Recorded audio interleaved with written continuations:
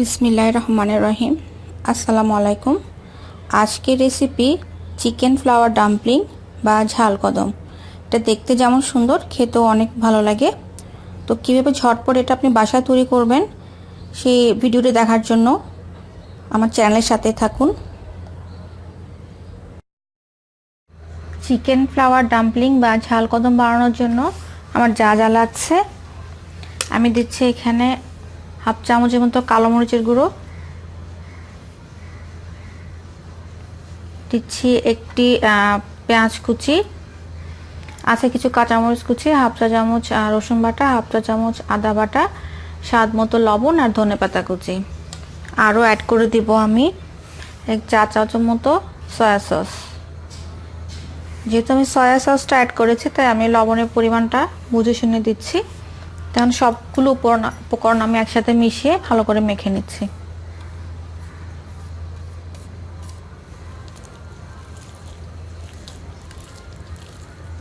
লবণটা আপনারা একটু চেক করে নেবেন। তো আমি সবগুলো উপকরণ চিকেন কিমার সাথে মেখে নিয়েছি। এখানে প্রায় 200 গ্রাম চিকেন কিমা আছে।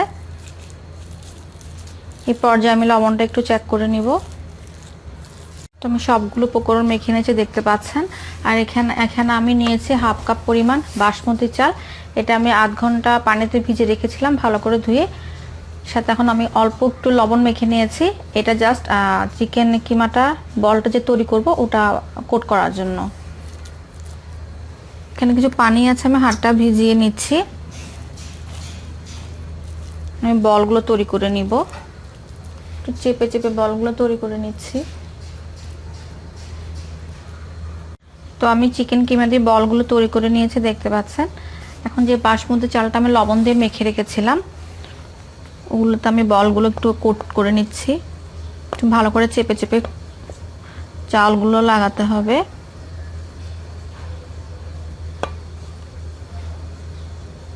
সবগুলো বল আমি বাসমতি চাল দিয়ে কোট করে নিয়েছি। এখন আমি এগুলো স্টিম করে নিব। স্টিমের জন্য আমি নিচে একটা হাঁড়িতে পর্যাপ্ত পরিমাণ পানি জাল করে নিচ্ছি। আর উপরে বসিয়েছি আমি একটি স্টিলের ঝাঁঝরি। এখন বলগুলো আমি বসিয়ে দিচ্ছি।